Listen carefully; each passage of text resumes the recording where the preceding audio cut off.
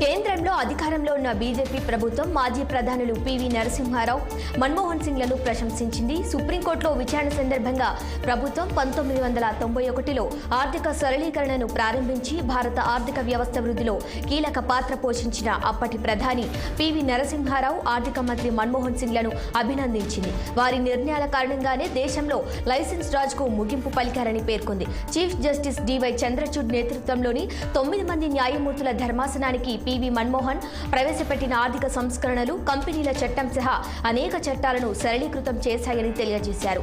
Solicitor general Tushar Mehta వారి నిర్ణయాలతో ఆ తర్వాత 3 దశాబ్దాల్లో వచ్చిన ప్రభుత్వాలు పరిశ్రమల చట్టం 1951ని సవరించాల్సిన అవసరాన్ని చూడలేదని పేర్కొన్నారు. ఆర్థిక సంస్కరణల ప్రభావం ఉన్నప్పటికీ పరిశ్రమల చట్టం వల్ల వివిధ పరిశ్రమలపై కేంద్రం గణనీయమైన నియంత్రణను కొనసాగించేందుకు వీలు కల్పించినట్లు మెహతా స్పష్టం చేశారు.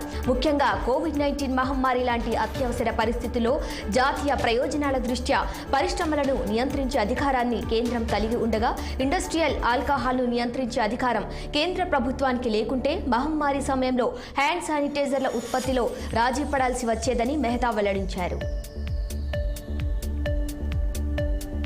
దళితుల శిరోముండనం కేసులో శిక్ష పడిన ఎమ్మెల్సీ తోట త్రిమూర్తులను ఇప్పుడు మండాపేట నియోజకవర్గ అభ్యర్థిగా వైకాపా తప్పిస్తుందా లేదా ఎమ్మెల్సీ అనంతబాబులాగానే కొనసాగిస్తుందా అన్న చర్చ జరుగుతుంది.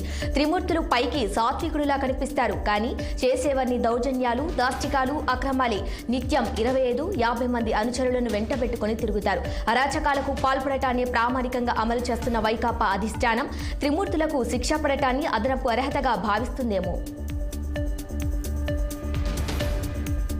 ఓట్ల నమోదు లెక్కింపులో పారదర్శకత సాధించే విషయమై సుప్రీంకోర్టులో ఆసక్తికరమైన వాదనలు సాగాయి. తాము చేసిన ఓటు హక్కును అభ్యర్థికే పడిందని, తాను లెక్కింపు కూడా జరిగిందన్న నమ్మకం ఓటర్లలో కలిగించేందుకు ఈవీఎంలలో నమోదైన ఓట్లతో పాటు వీవీప్యాట్ల మిషన్లలోని ఓట్ల నమోదు, లెక్కింపులో పారదర్శకత సాధించే విషయమై సుప్రీంకోర్టులో ఆసక్తికరమైన వాదనలు సాగాయి.